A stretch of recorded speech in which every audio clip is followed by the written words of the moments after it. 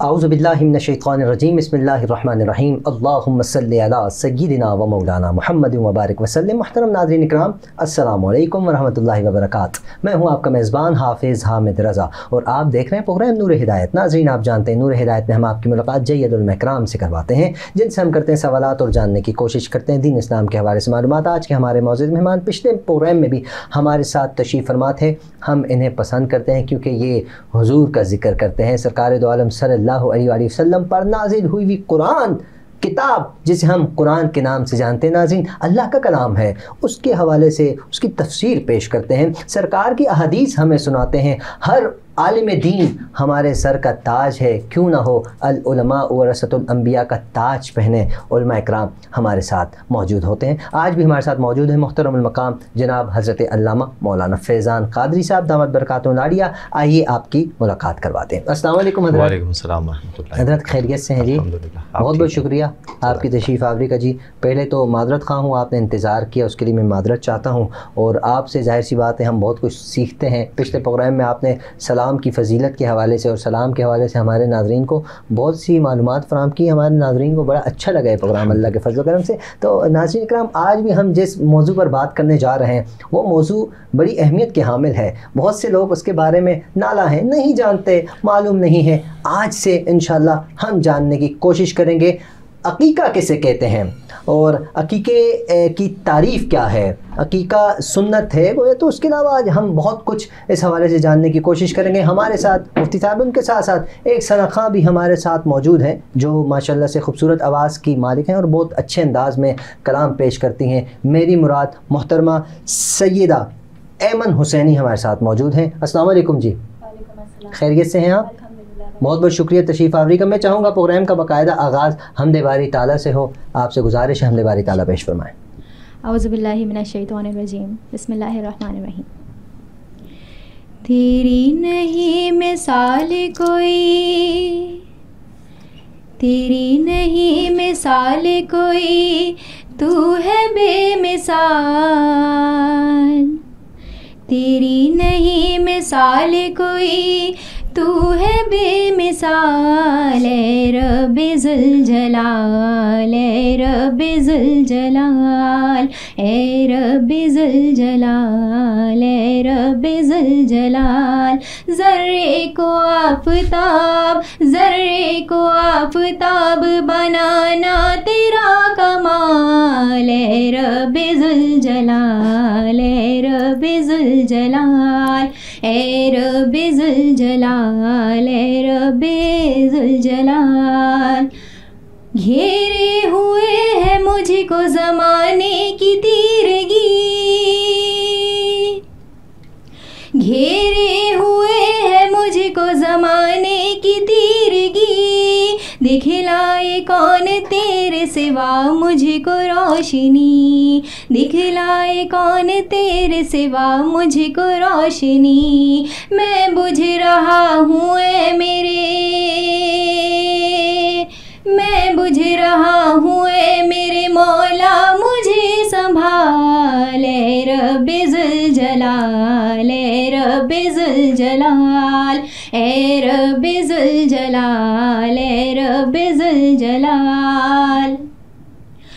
आमादा यूँ तो मुझको गिराने पे था जहाँ,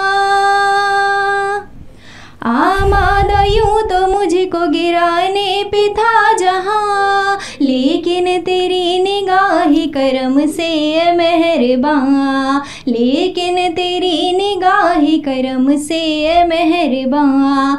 नाकाम हो गई है, नाकाम हो गई है मेरे दुश्मनों की चाल। ए रब्बे ज़ुल जलाल, ए रब्बे ज़ुल जलाल, ए रब्बे ज़ुल जलाल, ए रब्बे ज़ुल जलाल। माशाल्लाह सुभान अल्लाह। बेशक नाकाम हो गई है मेरे दुश्मनों की चाल, ए रब्बे ज़ुल जलाल, अल्लाह के करम से सारी कायनात है नाज़रीन इकराम, हमें अल्लाह का हमेशा शुक्रिया अदा करना चाहिए, शुक्र बजा लाना चाहिए। जितना अल्लाह करीम का हम शुक्रिया बजा लाएंगे, यकीन जानिए हमारे लिए दुनिया भी बनेगी, आखिरत भी बनेगी। अकीके के हवाले से आज हम गुफ्तगू करने के लिए यहाँ मौजूद हैं। अल्लामा साहब से मैं जानना चाहूँगा, अल्लामा साहब अकीके की तारीफ़ क्या है, इस पर रोशनी डालें, इसके बाद फिर इंशाअल्लाह हम आगे बढ़ते हैं। बिस्मिल्लाहिर्रहमानिर्रहीम। देखिए अकीके के हवाले से उलमा कराम ने सारी जो हदीस की किताबें हैं उसमें सब मौजूद है, सारी तफसील इसकी। अकीके की तारीफ़ उलमा कराम ने बयान फरमाई कि अकीके का मतलब होता है अलग करना, जुदा करना।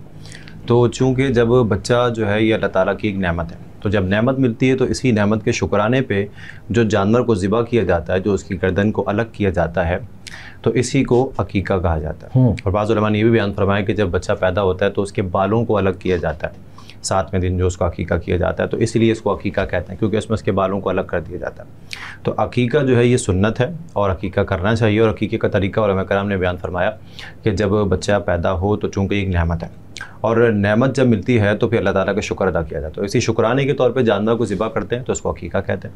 अकीके का तरीका यही है कि 7वें दिन जो बच्चा है उसके बालों को मुंडवाया जाए और उसके सर पे ज़ाफ़रान को लगाया जाता है। पहले के दौर में ये होता था कि जब बच्चे पैदा होते थे तो जानवर ज़िबा करके उसी जानवर का गंदा खून जो था वो बच्चे के सर पे लेप दिया जाता था। तो इस्लाम जब आया तो फिर इस्लाम ने इस रिवायत को ख़त्म किया और तरीक़ाकार पे ये हुआ कि ज़ाफ़रान जो है वो पाक भी और खुशबूदार भी है, तो इसीलिए बच्चे के बाल को मुंडवाने के बाद उसके सर पे ज़ाफ़रान को लेप देना चाहिए। इस्लाम से पहले भी अकीका किया जाता था? अच्छा, लोग करते थे। ठीक है। अच्छा हज़रत, जैसे कि हम कुर्बानी करते हैं बकरा ईद पर, उस पर हिस्सेदार होते हैं, तो क्या हकीके के अंदर भी ये मिसाल के तौर पे किसी के 3 बच्चे हैं, 2 बच्चे हैं, तो उसका क्या तरीका कार है, किस अंदाज में हकीका किया जाए? यानी जानवर के अंदर आप हिस्से लेने का जी हिस्से की बात करें तो यहाँ पर भी इसको यही बयान फरमाया कि अगर जानवर का मतलब है अगर बड़ा और उसमें 7 हिस्से लिए जा सकते हैं, तो फिर लड़के के लिए 2 हिस्से होते हैं और लड़की के लिए एक हिस्सा। हाँ, लेकिन उलमा कराम ने इसको बयान फरमाया कि ये ज़रूरी भी नहीं है, यानी अगर कोई एक हिस्सा भी लेता है तो भी फिर इस सूरत में जो है वो अकीका हो जाएगा। यानी लड़के के लिए अगर किसी ने एक हिस्सा ले लिया तभी ठीक है, लड़की के लिए एक हिस्सा ले लिया तभी ठीक है, अकीका हो जाएगा। मतलब अगर हम बकरा लेते हैं तो लड़के के लिए 2 बकरे लेंगे आप, बच्ची हो तो उसके लिए एक बकरा लेंगे। अच्छा ठीक है। अच्छा हज़रत, अगर मैं इसके हवाले से कुछ हदीस जानना चाहूँ, हमारे नाज़रीन जानना चाहें, तो कोई हदीस बिल्कुल इस बारे में मौजूद है। एक तो ये है कि जब हुज़ूर सलाम के नवासे हज़रत इमाम हसन रज़ियल्लाहु अन्हु जब पैदा हुए तो फिर हुज़ूर सलाम ने बकरी को ज़िबा किया। ज़्यादातर आप हदीस में देखेंगे कि बकरी का जिक्र है, बकरों का जिक्र नहीं, बकरी का जिक्र है। तो जब इमाम हसन पैदा हुए तो हुज़ूर सलाम ने बकरी को ज़िबा किया। और हुज़ूर सलाम की एक और हदीस है जिसमें हुज़ूर सलाम ने बयान फरमाया कि जिसके यहाँ औलाद पैदा हो तो वो उसके लिए 2 बकरियाँ ज़िबा करे। तो आप देखें हदीसों में तारुज़ हो गया, यानी हुज़ूर के कौल में और हुज़ूर के फ़ेल में तारुज़ हो गया, एक टकराव है। तो इसी टकराव को ख़त्म करने के लिए उलमा कराम ने बयान फरमाया कि जब हुज़ूर के कौल में और हुज़ूर के फ़ेल में तारुज़ हो जाए तो तरजीह जो होगी वो हुज़ूर के कौल को दी जाएगी। लिहाजा बेहतर ये होगा कि बंदा 2 बकरियां ज़िबा कर ले, लेकिन अगर कोई एक भी करता है तब भी उसकी कुर्बानी। अच्छा सर, इसका कोई उम्र है कि इस उम्र के अंदर अंदर अकीका किया जाए? बहुत से लोगों को हमने देखा है 20-20, 25-25 साल के हो जाते हैं, उनका अकीका नहीं हुआ होता, तो क्या इसमें वालिदैन को गुनाह मिलता है? इस हवाले से भी रोशनी डालिए। देखिए अकीके के लिए कोई ख़ास उम्र नहीं है, बल्कि आप जब किताबें आप पढ़ेंगे तो इसमें बात मौजूद है कि हुज़ूर सलाम जब पैदा हुए तो हुज़ूर का अकीका कर दिया था, लेकिन हुज़ूर सलाम ने 40 साल के बाद दोबारा अपना अकीका किया और ये शुक्राने के तौर पे था। तो अकीके के लिए कोई उम्र ख़ास नहीं, जब बंदा अकीका करना चाहे कर सकता है। लेकिन उलमा कराम ने एक बात बयान फरमाई, हदीस से मौजूद है कि हुज़ूर ने फरमाया बच्चा अपने अकीके में गिरवी है। और इसका मतलब, इसकी शरह को उलमा ने बयान फरमाया, मतलब ये है कि जब बच्चा पैदा होता है तो आफात में, बलियात में, बलाओं में, बीमारियों में घिरा हुआ होता है। तो जैसे ही उसका अकीका कर दिया जाता है वो इन सारी चीज़ों से आज़ाद हो जाता है और बरी हो जाता है और फिर बच्चा सही और सलामती के साथ आगे बढ़ता रहता है।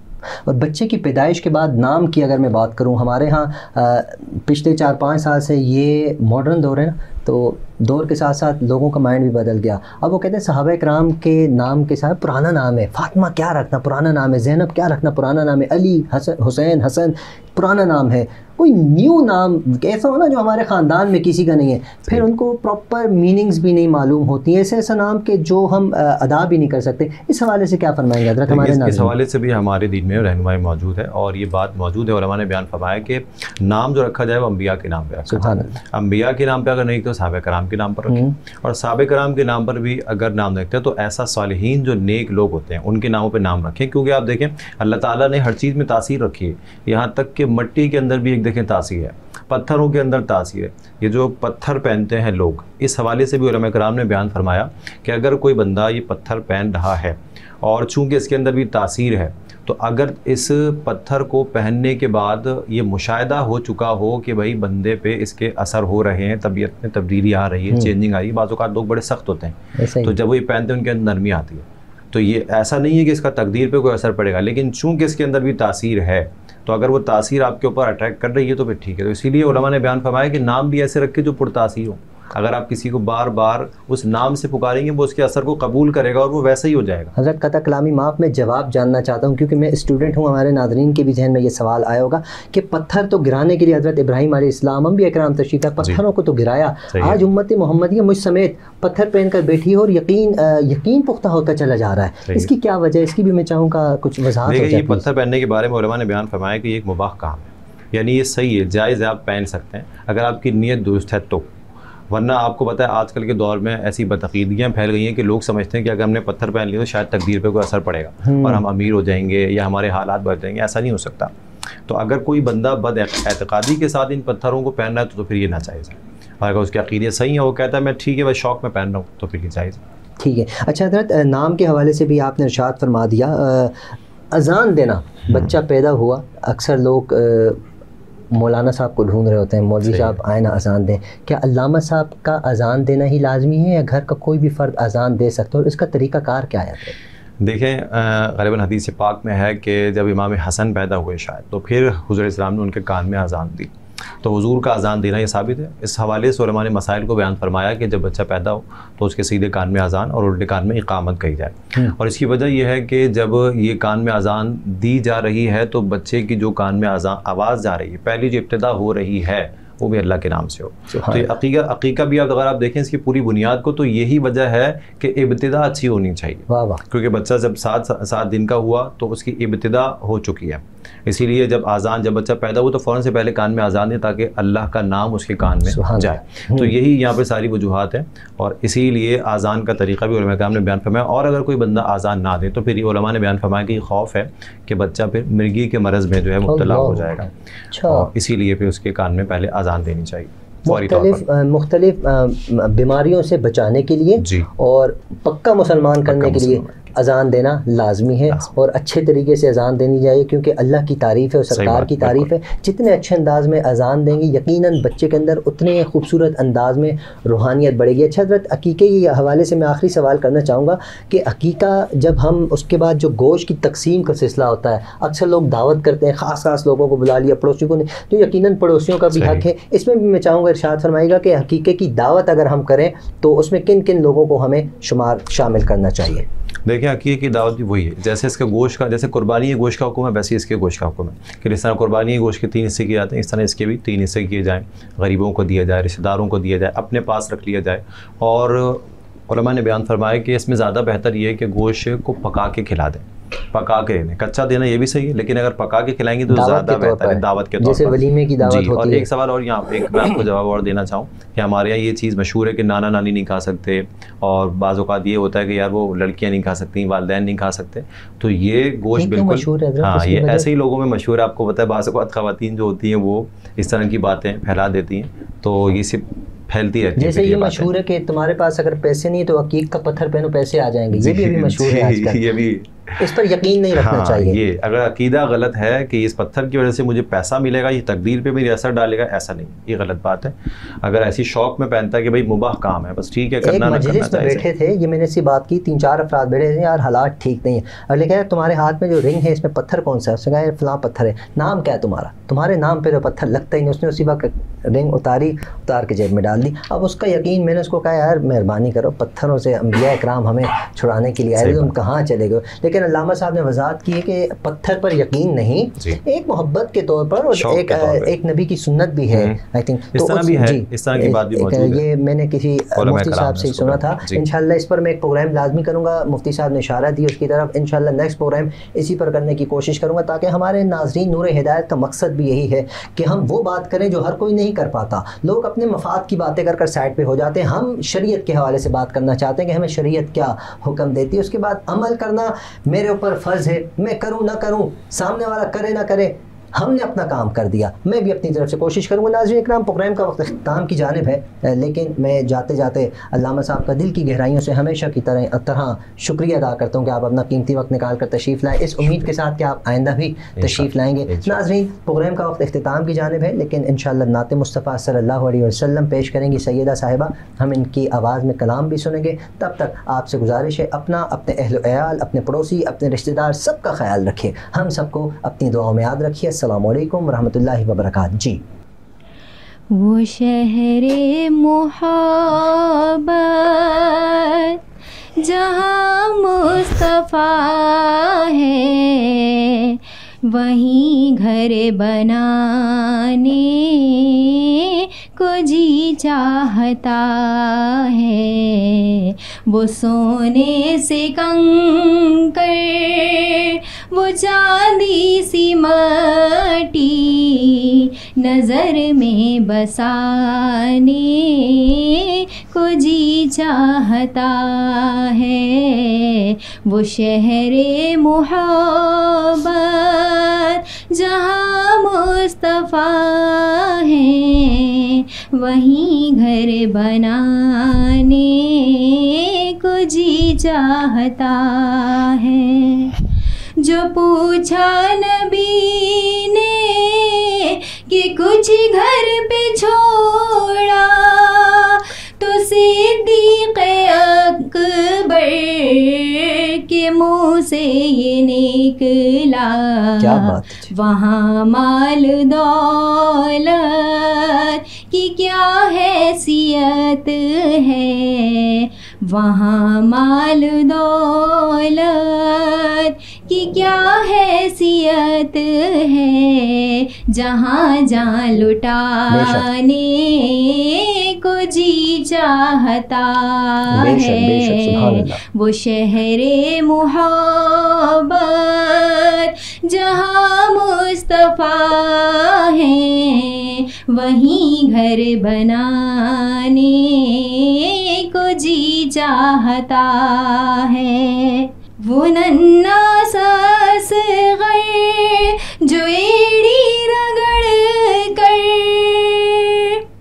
वो नन्ना सा असग़र जो एड़ी रगड़ कर यही कह रहा था, वो झूले में रो कर, ए बाबा मैं पानी का प्यासा नहीं हूँ, ए बाबा मैं पानी का प्यासा नहीं हूँ, मेरा रन में जाने को जी चाहता है।